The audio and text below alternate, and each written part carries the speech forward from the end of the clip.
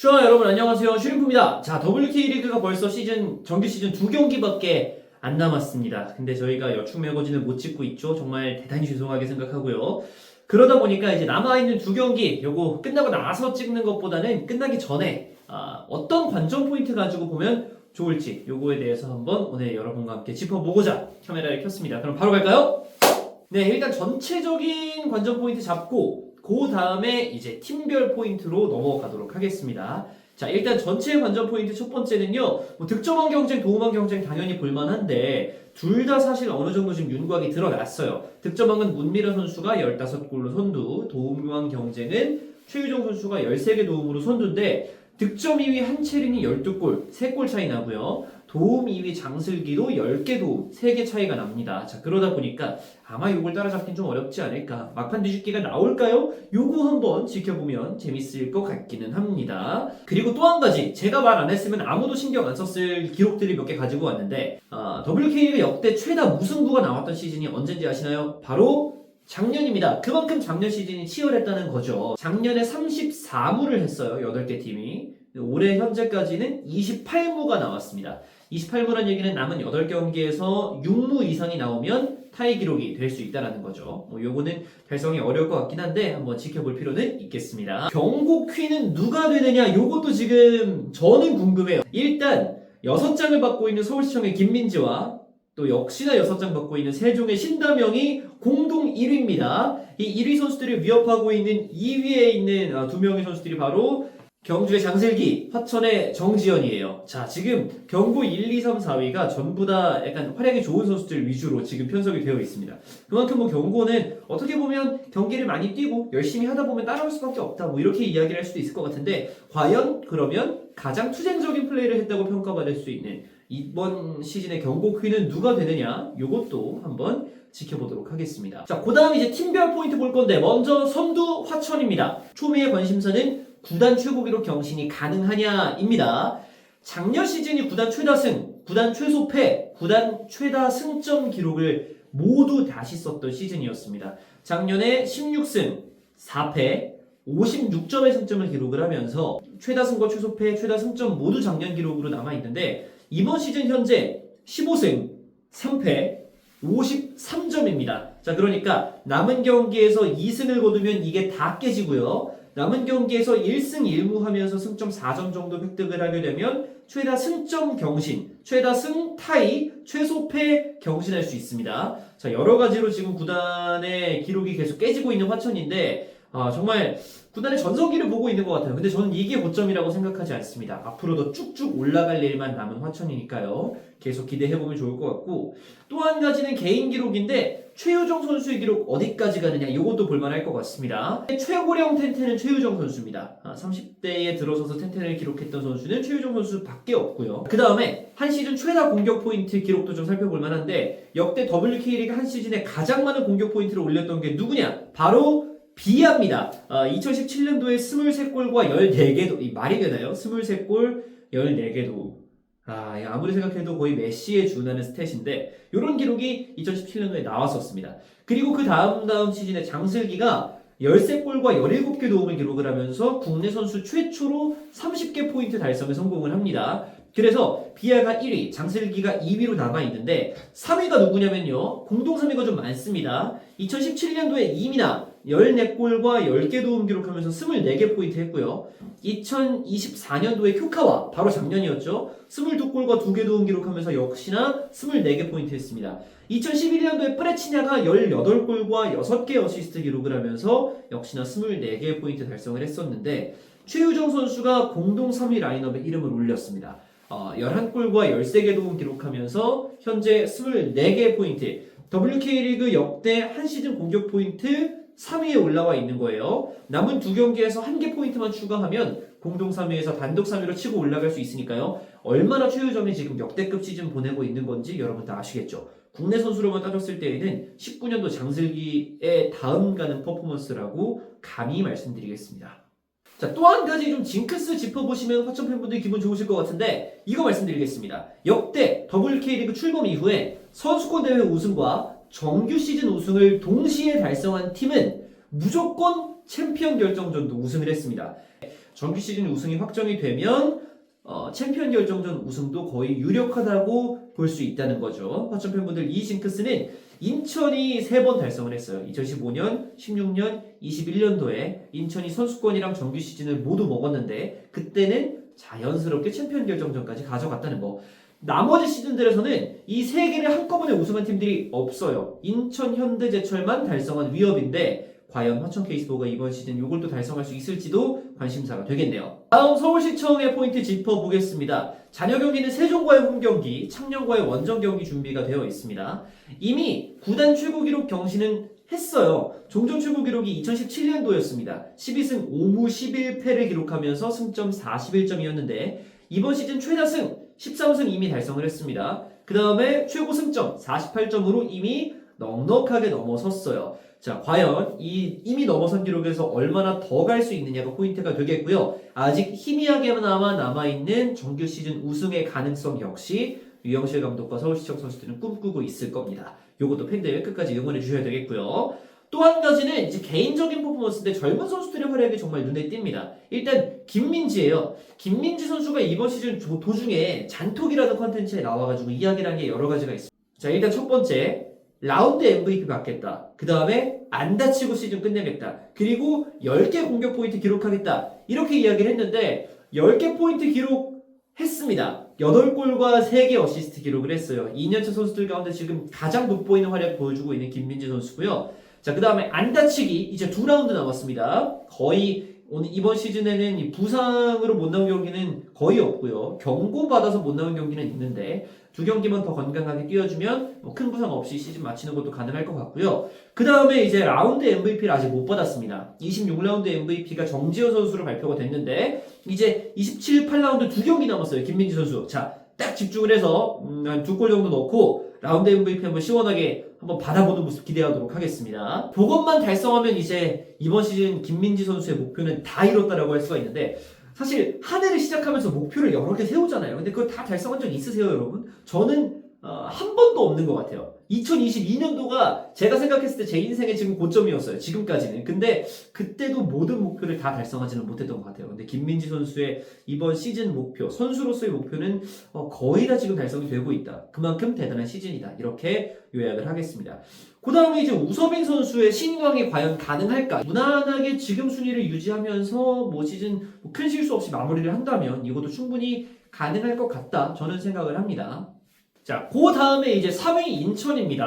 벌써 3위까지 올라왔어요. 인천 현대제철이 진짜 저력이 대단합니다. 시즌 초반에 경기력 안 좋을 때도 1대0, 0대0, 1대0, 0대0 이러면서 안 지고 쭉 버텼던 게 저는 진짜 주요했다고 봐요. 지금 올라오고 있는 것도 물론 칭찬할 만하지만 허정재 감독의 축구가 자리 잡지 못했을 때부터 승점을 조금씩 쌓아왔다는 게 정말 좀 중요한 포인트인 것 같고 그렇기 때문에 지금 플레이오프 진출이 가능한 순위까지 만들어 놨습니다. 자, 일단 가장 중요한 포인트는 인천은 플레이오프 진출 가능하냐 요거 봐야 됩니다. 그리고 또 한 가지는 젊은 선수들이 정말 활약이 좋아요. 최근 들어서 박아현, 배예빈 선수가 데뷔골을 기록을 했죠. 자, 요런 포인트들 계속해서 이어질 것인지 좀 지켜봐야 되겠고 원래 인천은 베테랑의 팀이었죠. 하지만 이번 시즌 인천은 젊은 패기가 좀 이끌고 있습니다. 이번 라운드에 인천현대제철 선발 라인업에서 김정미가 당연히 최고령이었는데 그 다음 언니가 오연희 선수였어요. 그만큼 지금 인천이 젊어졌다. 그 다음에 이거 좀 기록적인 거 하나 짚어볼까 하는데 인천현대제철에 2자릿수 포인트한 선수가 이번 시즌에 한 명도 없습니다. 제가 찾아본 바로는 이게 최초예요. 2012년도가 확인이 좀 어려운데 이때 기록이 미비해서 제가 모르는 건지 아니면 진짜 없었는지는 모르겠습니다. 이게 정확하게 기록이 좀 집계가 안 돼서 저도 좀 답답한 부분이 있는데 이게 최초다 이렇게 말씀드리기가 2012년도 때문에 어려워요. 근데 2012년을 제외한 다른 모든 시즌들에서는 인천에서 2자릿수 공격 포인트한 선수가 있었습니다.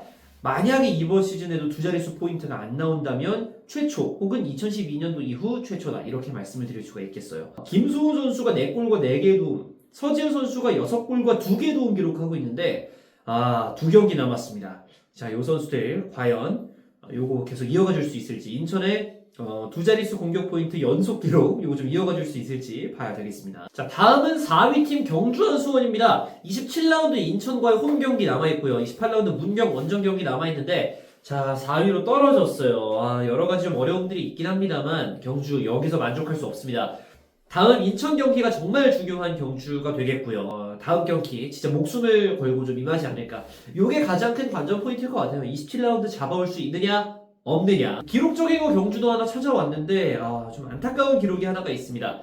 2017년도에 창단 첫 시즌이었죠. 이때는 53실점을 하면서 하위권에 좀 처져 있었어요. 자, 그 다음 시즌부터 35실점, 17실점, 21실점, 21실점, 실점을 확 줄여나갔던 경주한 수원이었습니다.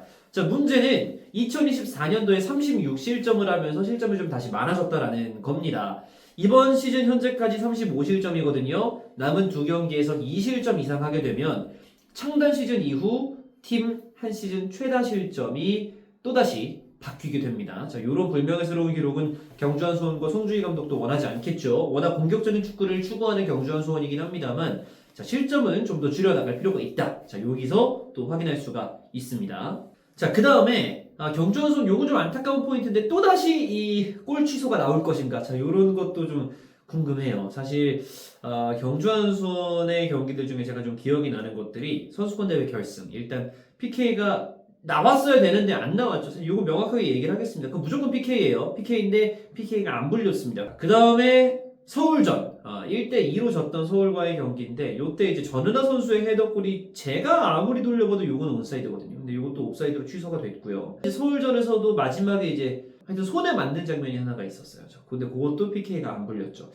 자, 그 다음에 가장 최근 경기 수원FC 위민과의 경기에서도 득점이 인정이 됐다가 취소가 됐습니다. 자, 요게 좀 뭐 그냥 바로 오프사이드가 들렸으면 뭐 별말이 안 나왔을 수가 있는데 요게 골이라고 했다가 취소를 하다 보니까 좀 논란이 됐던 것 같아요. 근데 저는 그거는 좀 라인을 그어보지 않으면 모른다고 생각해요. 왜냐면 전은하 선수를 안 맞았다면 뭐 물론 당연히 온사이드겠지만 전은하의 머리에 맞긴 맞은 것 같거든요. 그 머리 다운 머리에 맞은 것 같아요. 뒤에. 네, 그래가지고 그게 좀 애매하다. 그래서 하여튼 골 취소가 또 한 번 나오긴 나왔다. 그래서 뭐 몇 개는 명백한 오심이었고 제가 봤을 때 몇 개는 좀 아리까리한 부분들이 없잖아 있는데 유독 경주만 지금 시즌 중후반부에 판정에 대한 억울함이 좀 많아진다.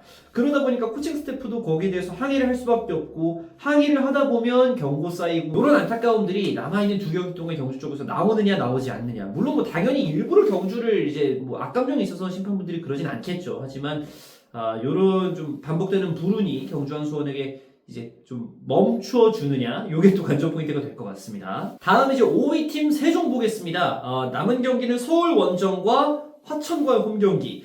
잔여 일정이 가장 빡센 팀입니다. 자, 여기서 승점 추가할 수 있느냐가 좀 관건이 될 것 같고요.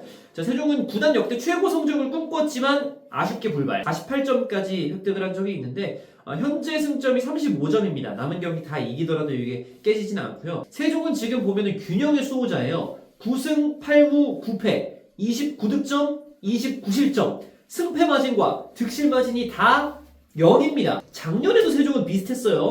9승, 11무, 8패, 31득점, 30실점. 작년에는 승패 마진 플러스 1, 득실 마진도 플러스 1이었습니다. 자, 요 균형의 수호자 이미지를 좀 깨기 위해서 남은 두 경기에서 확실한 승리가 좀 필요할 것 같다. 이런 말씀 드리고요. 작년의 승점을 뛰어넘으려면 3점 남았습니다.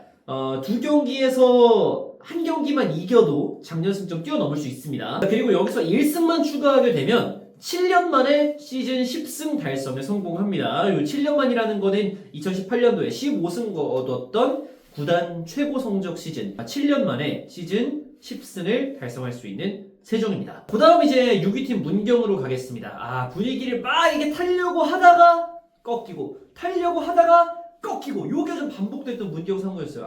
이거 좀 답답합니다. 남아있는 경기는 창녕 원정과 경주와의 홈경기 이렇게 두 경기 남아있고요. 과연 시즌을 몇 승으로 끝내느냐 요게 지금 가장 좀 포인트가 될 것 같습니다. 작년에는 반도영 선수가 인터뷰를 하면서 5승 최소한 하는 게 목표다 이렇게 밝혀줬었는데 올해는 왜 벌써 8승인 거죠? 네, 정말 많이 이겼습니다. 근데 문제는 이제 작년이랑 순위 차이가 별로 안 나요. 네, 그게 좀 아쉽죠. 확실히 향상된 모습을 보여줬지만 순위는 딱 한 계단 올라왔다라는 거 이게 좀 아쉬운 포인트인데 최선을 다해서 10승까지 가는 게 좀 목표가 되지 않을까 싶습니다. 자, 역대 최고 승점 달성할 수 있느냐? 현재까지 역대 최고 승점은 28경기 체제는 아니었고 21경기 체제에서 달성을 했던 승점인데 2011년도에 11승 2무 8패를 기록하면서 승점 35점을 따냈었습니다. 현재 올해 승점이 30점이에요. 남은 창녕과 경주 경기를 모두 잡아 2승을 해. 그러면 이게 가능합니다. 물론 이제 경기 수가 늘어나서 달성되는 기록이기 때문에 큰 의미는 없다라고 하더라도 그래도 기분 좋잖아요. 36점 한번 도전해 볼 만한 문경상무고요. 그랬을 때 이제 10승 기록도 따라오게 됩니다. 이게 진짜 좀 포인트가 될 것 같아요. WK리그 최고의 유망주 권한을 상사가 본인의 커리어 하이를 새롭게 쓸 수 있느냐. 자, 이거 한번 보겠습니다. 2020년도에 21경기 9골을 기록했던 것이 현재까지의 커리어 하이였습니다. 이번 시즌 24경기 나서면서 8골 기록하고 있거든요. 남은 2경기에서 2골만 기록하면 권상사님 커리어 하이 깰 수 있습니다. 이 권한을 상사의 성장세 여러분도 큰 관심 가지고 지켜봐 주시면 재밌을 것 같습니다. 그다음에 이제 7위 팀 수원FC 위민인데요. 좀 아무래도 가장 암울한 팀이 아닐까 싶습니다.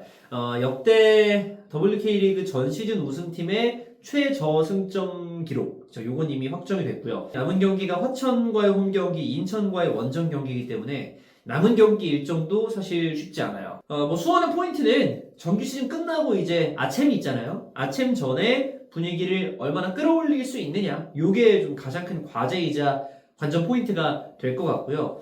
여름 이적 시장에 넘어왔던 선수들이 송지윤, 조소현, 그 다음에 일본인 선수 레나가 있었어요. 근데 이 세 선수가 조소현 선수 정도만 이제 좀 팀의 스쿼드에 보탬이 된다는 생각이 들고 나머지 두 선수는 사실 크게 좀 느낌이 안 나요. 이 두 명의 윙포워드들이 남은 2경기에서 마수거리 공격 포인트 기록할 수 있느냐 요거를 좀 살펴봐야 될 것 같습니다. 자, 마지막 막내 구단 창녕입니다. 창녕 8위에 위치해 있고요. 27라운드 문경과의 홈경기, 그 다음에 28라운드 서울과의 홈경기, 홈에서의 2경기가 남아 있습니다.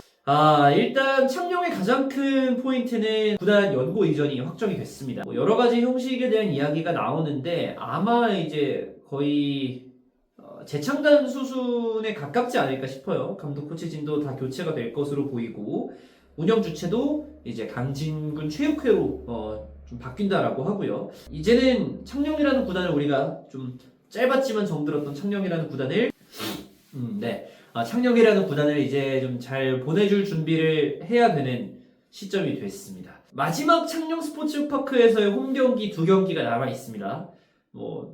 시대가 어떻게 변할지 모르고 앞으로 창녕의 여자 축구가 또 돌아올 수 있을지도 모르겠습니다만 제가 아이탑 21 스포츠에서 중계를 시작한 이래로 창녕이라는 공간은 저한테 되게 특별한, 특히나 이 부곡이라는 공간은 되게 특별한 공간이었어요. 여름 한때 그 시즌에 그곳에 가면 마을 자체가 그 읍 자체가 여자 축구 빌리지로 변하는 그런 특별한 경험을 할 수 있었던 공간인데 이제 앞으로 그 창녕에 익숙했던 그 골목과 익숙했던 그 온천과 여러 가지 것들은 거기 보면은 카페들 들어가면 다 여자 축구 선수들의 사인이 남아있고 또 흔적들이 많이 남아있거든요. 여기가 여자 축구 도시구나 라는 걸 좀 알 수 있는 흔적들이 있어서 창녕이라는 공간은 되게 좀 애틋함이 많이 묻어있는 공간인데 자, 이제 그곳에서 당분간은 마지막일 것으로 예상이 되는 여자 축구 경기들이 이제 딱 2경기 남아 있습니다. 창녕 홈팬분들이 가장 아쉬울 것 같고요. 아름다운 이별을 하기 위해서 선수들도 아마 최선을 다해서 또 뛰어줄 거라고 예상을 해보고요. 창녕은 그런 포인트, 이게 가장 클 것 같고요. 한 가지만 더 짚자면 창녕 WFC가 페어플레이 챔피언으로 등극할 가능성이 굉장히 높습니다. 현재 페어플레이 점수 20점, 남은 2경기에서 경고 10몇 장씩 받지 않는 이상 2위와는 10점 차이 이상 나기 때문에 또 다른 테이블에서는 창녕이 챔피언이다. 이 사실 말씀을 드리면서 오늘 관전 포인트 요약 영상은 여기까지 줄이도록 하겠습니다.